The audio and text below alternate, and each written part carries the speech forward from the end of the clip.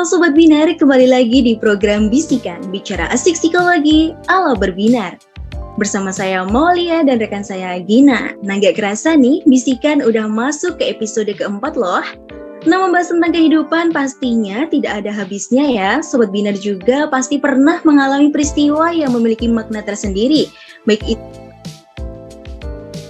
peristiwa suka bisa seperti pengalaman bahagia bersama keluarga, teman, atau orang yang ada di masa kecil kita yang memberikan dampak positif di kehidupan kita hari ini, bahkan di kemudian hari.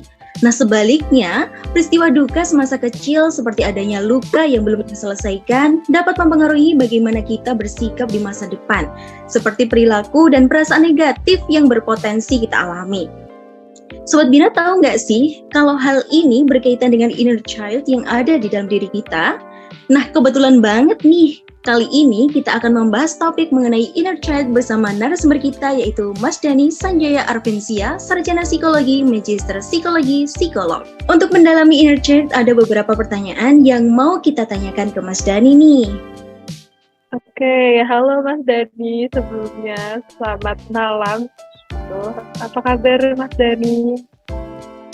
Sehat, Alhamdulillah. Gina, Mawa, gimana kabarnya? Kita hari ini mau bahas itu ya, yang tadi dibahas sama Maulia tentang inner child. Jadi seperti biasa, Sobat Binar, Bisikan itu bicara psikologi ala berbinar yang tentunya ingin ngasih edukasi buat teman-teman semuanya ya, Gina dan Maulia ya.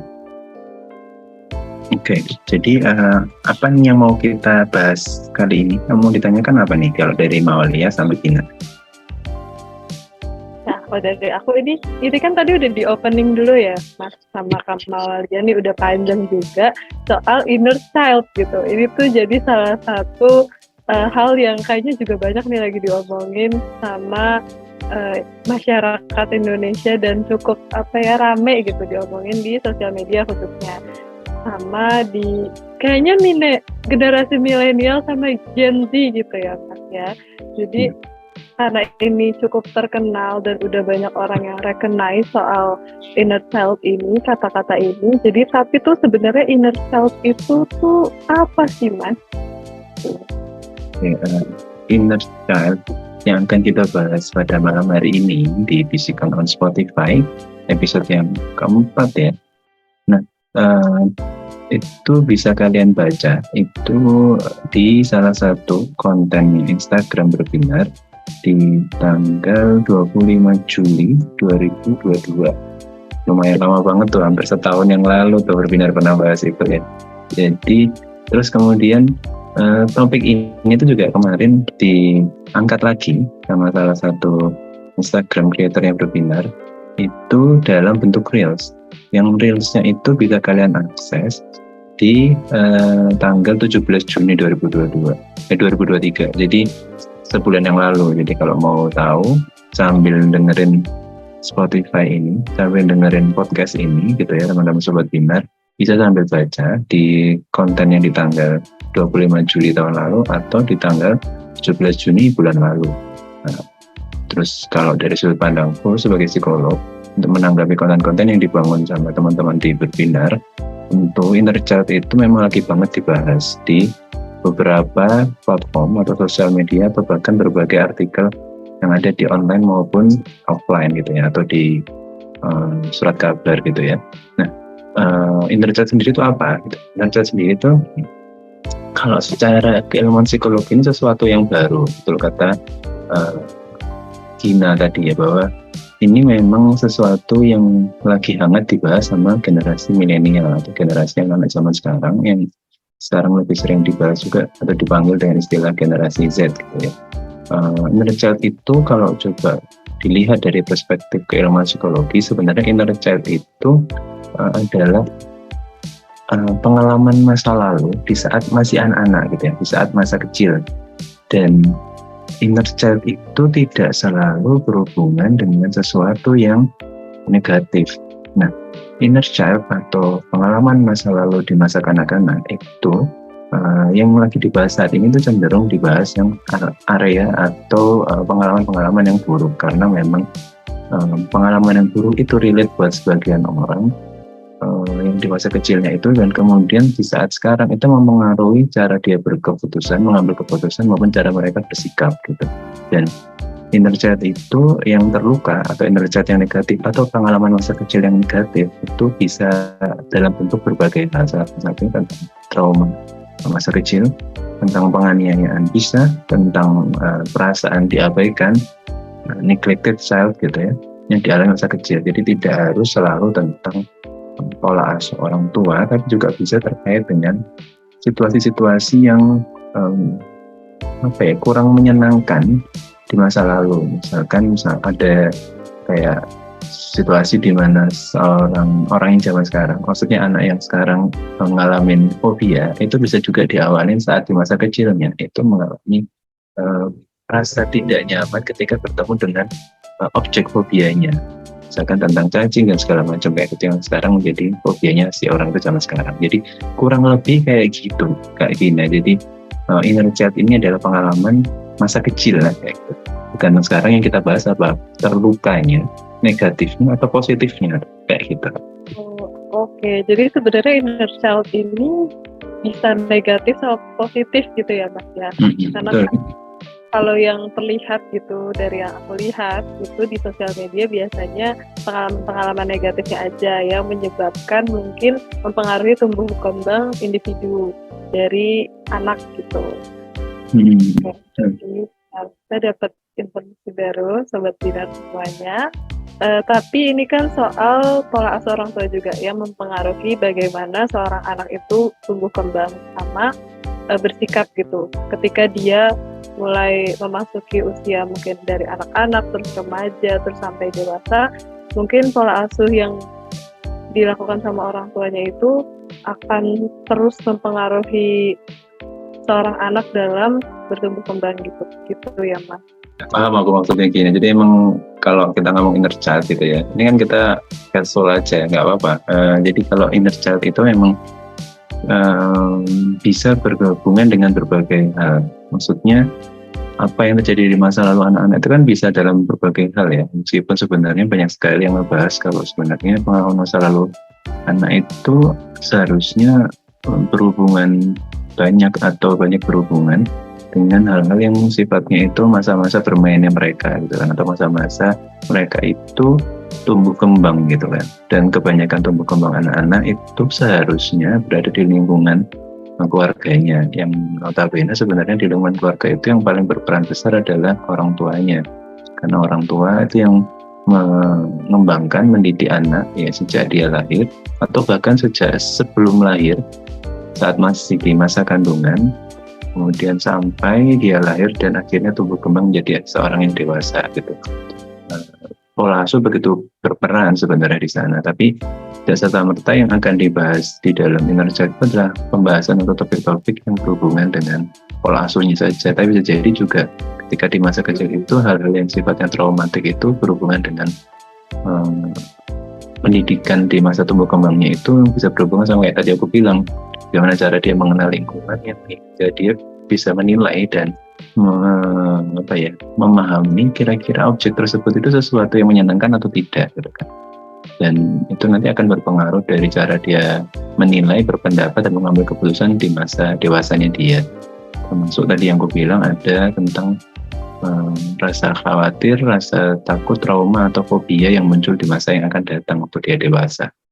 Gitu, Gina dan Mawar.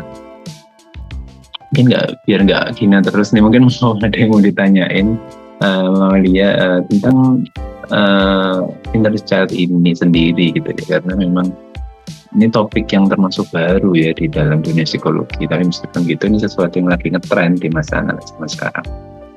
Benar banget sih Mas. Emang kayak di sosial media tuh lagi cukup hangat sama masalah inner child ini, dan ini jadi informasi baru juga buat aku kalau ternyata inner child itu bisa juga bisa hal negatif maupun positif gitu, karena yang aku tahu tuh biasanya hal negatifnya aja gitu, dan biasanya juga orang-orang tuh lebih familiar inner child ini dipengaruhi sama orang tua, pola asuh orang tua khususnya gitu. Jadi sebenarnya aku mau nanya lagi sih Mas, lanjut ke pertanyaan aku selanjutnya gitu. Tapi sebenarnya tadi kan Mas Dery bilang kalau misalkan inner child ini sebenarnya bukan cuma tentang pola asuh aja gitu ya Mas. Terus, Tapi karena di sosial media gitu, mungkin orang-orang awam lebih familiar sama hasil dari pola asuh gitu. Sebenarnya keterkaitan dari pola asuh sama inner child ini itu apa pada tumbuh kembang seorang anak gitu. Terus kalau misalnya figur orang tua yang gak didapatkan sama seorang anak itu, apakah bisa menumbuhkan perasaan inner child kayak gitu? sorry, gimana pertanyaannya? Masa tumbuh kembang? Pertanyaan jadi kan karena lebih familiar pola asuh anak itu yang mempengaruhi inner child gitu, apakah ada keterkaitan Mas di antara pola asuh orang tua sama kehadiran inner child ini di tumbuh kembang seorang anak? Nah, kalau misalnya ada keterkaitan gitu, kalau misalnya seorang anak itu kehilangan figur orang tua, apakah bisa menyebabkan inner child-nya juga terluka? Ya, jadi memang inner child itu kan tadi ada hubungannya salah satunya dengan pola asuh gitu kan, dan yang unik itu di beberapa pembahasan di bacaan-bacaan yang muncul ya di internet itu malah ada yang membahasnya juga itu sebagai sifat kekanak-kanakan gitu ya dari orang dewasa yang itu muncul di saat mereka bersikap di lingkungan sekitarnya gitu ya. Nah itu yang sampai sekarang perlu diluruskan gitu ya, sebenarnya bagian mananya yang jadi spesifikasi dari inner child itu sendiri untuk kita bahas lebih lanjut dan kita sangkut pautkan atau kita hubungan dengan aspek-aspek lain. Karena kalau kita benar memahami inner child itu sebagai pengalaman masa kecil dan itu ada kutub positif dan ada kutub negatifnya gitu, maka memang itu sangat berhubungan banget ya dengan pengalaman masa kecilnya, dan salah satunya tentang pola asuhnya gitu kan, dan keterkaitannya seperti apa gitu antara pola asuh dan pengalaman atau inner child-nya itu pada tumbuh kembang anak. Hubungannya seperti ini, jadi karena sikap, perilaku, dan cara berpikir seseorang mulai dari kecil sampai dewasa itu kan dia itu terbentuk sedemikian rupa karena dua hal gitu kan, seperti yang sering ceritain selama ini di beberapa episode bisikan atau di beberapa kesempatan buat jelasin ke Sobat Binar, masuk di live TikTok kemarin, di TikToknya Berbinar, itu bahwa sebenarnya yang punya peran penting itu adalah faktor nature dan nurture ya, dalam diri seseorang untuk menjadi seperti apa sikap, perilaku, dan cara berpikirnya, kognitif, afeksi, dan juga psikomotor. Nah, kemudian nature itu adalah aspek di mana seseorang itu secara turun-temurun muncul secara biologis itu seperti itu karakteristiknya, dan kalau sudah ngomong herediter maka itu kan berhubungan banget sama atau keturunan yang itu menurun dari sifat-sifat yang ada di dalam diri orang tuanya, baik itu ayah maupun ibunya. Tapi kalau kita ngomong nurture, kalau nurture sendiri itu kan aspek lingkungan gitu ya. Lingkungan ini juga nggak serta-merta karena lingkungan orang tua atau lingkungan keluarga di mana anak itu berkembang, tapi juga tentang bagaimana pendidikannya di sekolah gitu ya. Kemudian juga ada pertemanannya gitu ya, relasi gitu ya.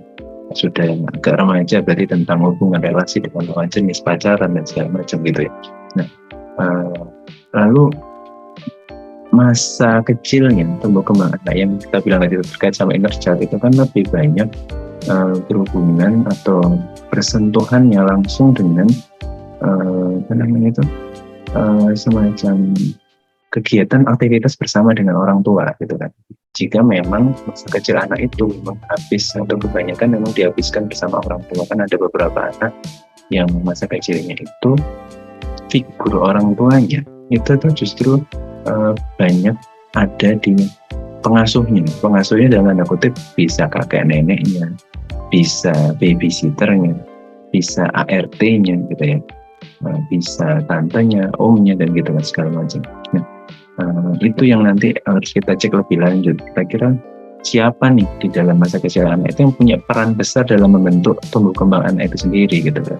Jadi kalau memang nanti inner child-nya dikatakan terluka, atau inner child-nya itu mengalami sesuatu yang negatif, maka bagian mananya dari masa kecilnya ketika dia berinteraksi lebih banyak itu yang punya pengaruh besar terhadap pembentukan keterlukaannya itu tadi dari inner child-nya.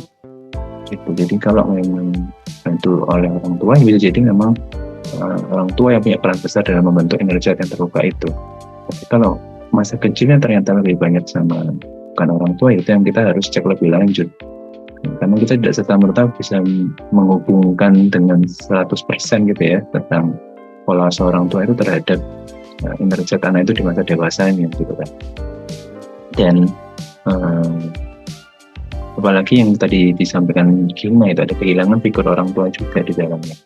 Karena figur orang tua itu tidak selalu berasal dari orang tua orang tua biologis. Karena banyak sekali anak-anak yang tumbuh berkembang besar itu memperoleh figur orang tua dari bukan orang tua biologis. Gitu. Jadi tidak seperti itu cara konsep. Jadi figur itu hanya role, peran, di mana peran itu bisa dijalankan apa enggak untuk keperluan pengembangan pendidikan psikologis dan fisiologis dari anak itu untuk kedepannya. Nah, kalau ceritanya adalah figur orang tua itu hilang, berarti memang tidak hanya orang tua biologisnya yang tidak punya peran atau hilang dalam proses berkembangnya anak itu, tapi juga dia sama sekali nggak ketemu sama orang yang punya peran sebagai orang tua, meskipun itu sekedar pengasuh atau siapapun itu gitu kan. Ini biasanya munculnya pada anak-anak yang atau teman-teman kita yang hidup di jalanan biasanya. Kehilangan figur orang tua ini memang menjadi sesuatu yang khas gitu ya, yang itu tidak hanya permasalahan tentang orang tuanya meninggal terus kemudian tidak diasuh oleh orang tua, tapi bahkan sampai di level yang dibuang atau dihindari oleh orang tuanya gitu kan, atau bahkan ditelantarkan oleh orang tuanya. Itu sampai di level ya udah ditaruh atau di mana gitu, tiba-tiba dia besar jadi anak jalanan gitu, yang itu yang kita nggak bisa tahu sebenarnya apakah dia benar-benar mengenal orang tua gitu. Makanya itu yang kadang-kadang kita bayangkan atau kita coba sangkut pautkan antara inner child yang terluka itu jangan-jangan juga dari salah satu penyebab munculnya berbagai kenakalan remaja yang muncul di jalanan, atau hal-hal yang sampai sekarang kita lihat di sekitar jalan itu atau di jalan raya itu, mereka yang cenderung belum mempunyai konsep tentang bagaimana cara membangun karir dan segala macam. Karena membangun karir, kemudian kontinuitas dalam sekolah, kemudian keberlangsungan hidup tentang ketahanan finansial dan segala macam itu kan, kalau tidak ada figur orang tua itu kan memang agak sulit gitu ya. Jadi tidak serta-merta peningkatan kriminalitas, semakin banyaknya anak jalanan dan segala macam itu muncul begitu saja tanpa adanya sumbangsi terhadap yang mereka itu alami gitu. Maksudnya perannya besar banget gitu ya figur orang tua itu gitu. Jadi serius banget ya bro. Iya. Dengarnya juga serius ini, bahkan nambah ilmu baru gitu. Iya, gak apa-apa.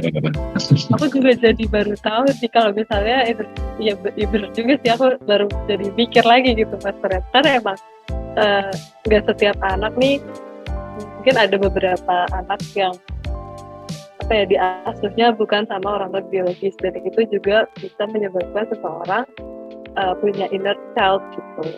Ini juga aku jadinya sangat fokus mendengarkan juga tadi Mas. Kalau dari Kak Mama sendiri gimana nih Kak? Oke, dari pertanyaan Kak Gina dan penjelasan dari Mas Dani, ternyata kehilangan figur orang tua bisa menjadi penyebab inner child terluka ya. Sobat-sobat Binar, dari penjelasan Mas Dani tadi, kita bisa pahami bahwa luka masa kecil yang kita alami dan kita sadari sekarang ini bukanlah alasan bagi kita untuk membenci orang tua kita karena didikan yang mereka berikan. Sehingga kita perlu pengetahuan dan kesadaran diri yang luas serta sikap yang baik agar tidak mengalami inner child yang berlebihan. So, selanjutnya yang ingin saya tanyakan ke Mas Dani, kenapa sih Mas inner child bisa terluka? Mungkin bisa dijawab.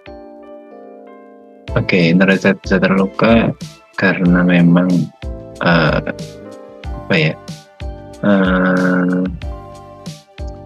itu perlakuan gitu ya, yang gue bilang tadi aspek nurture itu terkait sama yang namanya lingkungan sekitar atau perlakuan dari orang tua, teman gitu kan, atau orang-orang di sekitarnya si anak itu tumbuh berkembang ya. Nah, kalau experience-nya, pengalamannya itu dilalui dengan cara yang tidak menyenangkan, tidak memberikan kenyamanan, maka ada kemungkinan itu akan membekas.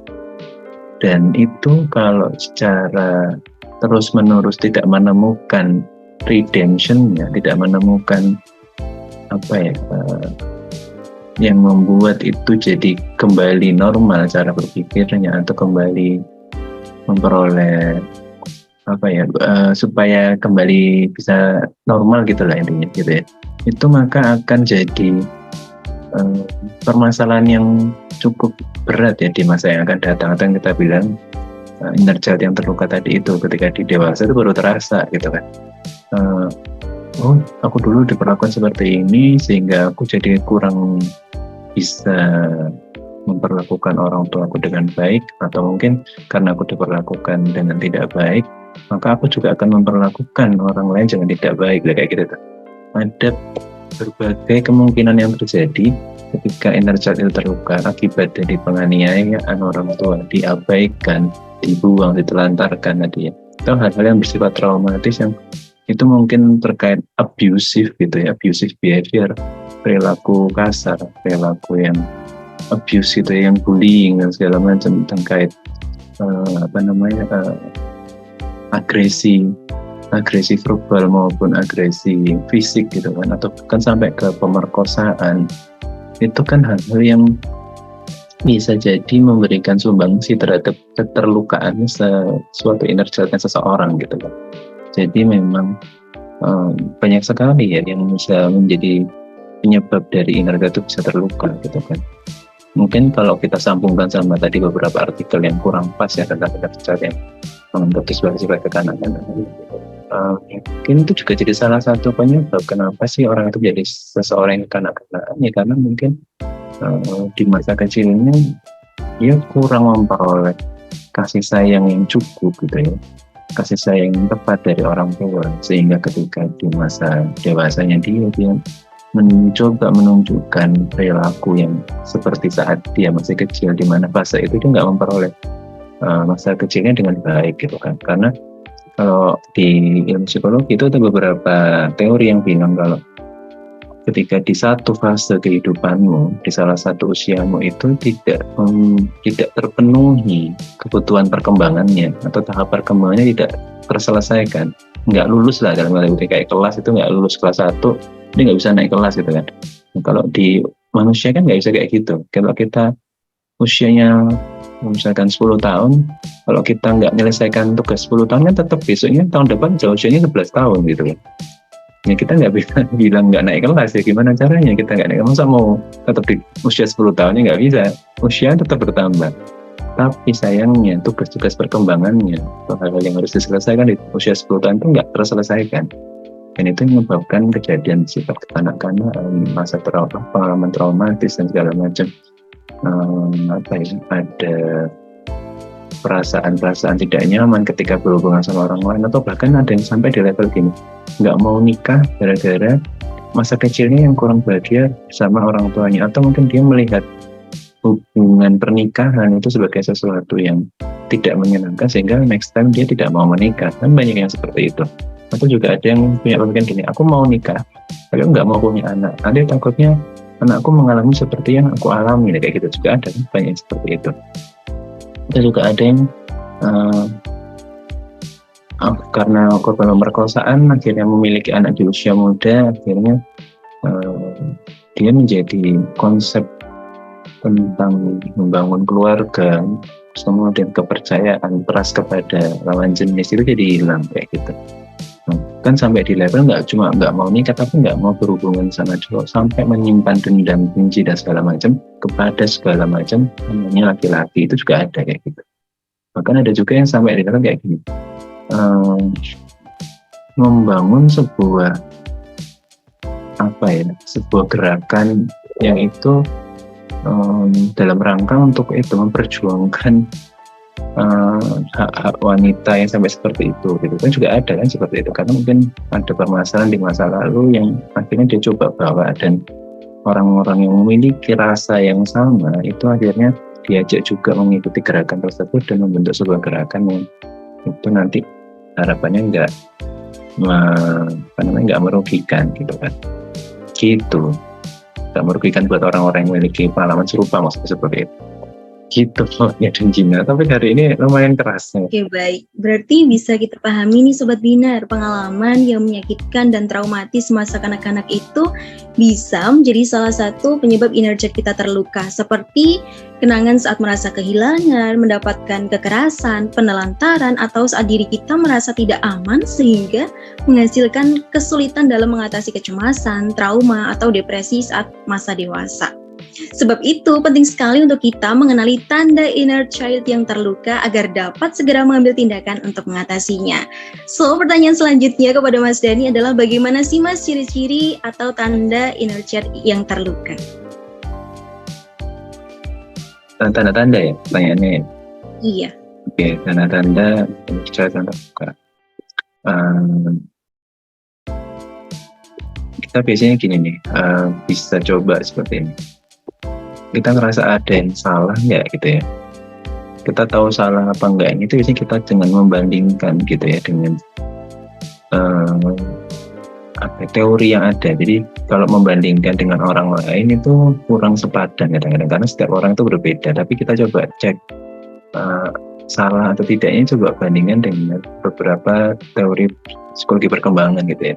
Usia segi seperti ini, misalnya usianya 20 gitu misalnya, apakah di usia 20 ini sudah tercapai semua tahapan perkembangannya, atau tugas-tugas perkembangan saya apakah sudah terselesaikan apa enggak gitu. Nah, kalau memang ada yang belum, nah itu mungkin kita coba introspeksi bagaimana cara kita menyelesaikan itu, atau mungkin kalau kita belum mampu maka kita harus cari tahu bagaimana cara menutupi atau mengimprove supaya kekurangan itu nggak merugikan kita juga. Berikutnya tentang susah move on dari orang lain itu nggak cuma masalah kita itu ketika membangun relasi putus, kemudian kita nggak bisa dengan mudah mencari pasangan yang baru, bukan cuma masalah move on yang seperti itu, tapi bagaimana caranya kita itu move on dari orang lain tuh terkait dengan pengalaman masa lalu kita. Jadi sosok yang pernah memberikan sumbangsih negatif kepada diri kita di masa lalu, itu terkadang kita nggak bisa move semudah itu mengikhlaskan, move on, atau nggak menjadikan itu sebagai bagian dari cara kita mengambil keputusan di masa sekarang. Nah itu pemahaman move on bisa sangat segeneral itu. Jadi seperti itu. Kemudian yang berikut tentang sering menaruh curiga kepada orang lain. Kalau suka curiga, nggak percayaan, itu juga bisa jadi salah satu indikator. Kemudian yang terakhir adalah merasa takut ditinggalkan. Jadi 4 hal itu, jika itu memang ada dalam diri kita, maka kita perlu untuk cek, recheck, dan cross check tentang apakah kita perlu segera menyelesaikan ini supaya kita di masa yang akan datang jadi manusia yang lebih baik. Itu Mawali. Oke, itu tadi penjelasan dari Mas Dhani terkait ciri-ciri atau tanda inner child yang terluka. Bisa Sobat Binar catat, dan setelah menyadari tanda inner child yang terluka, harapannya ketika kita jadi orang tua, kita dapat membangun relasi yang baik dengan pasangan kita. Dan sebagai orang tua, kita tidak mewariskan luka batin tersebut kepada anak-anak kita. So, yang ingin saya tanyakan selanjutnya itu bagaimana sih Mas cara agar kita bisa berdamai dengan inner child yang terluka? cara kita berdamai. Dan ini mungkin jadi salah satu pertanyaan terakhir ya untuk episode kali ini gitu ya, supaya teman-teman Sobat Binar juga bisa dapat pemahamannya secara lebih utuh gitu kan.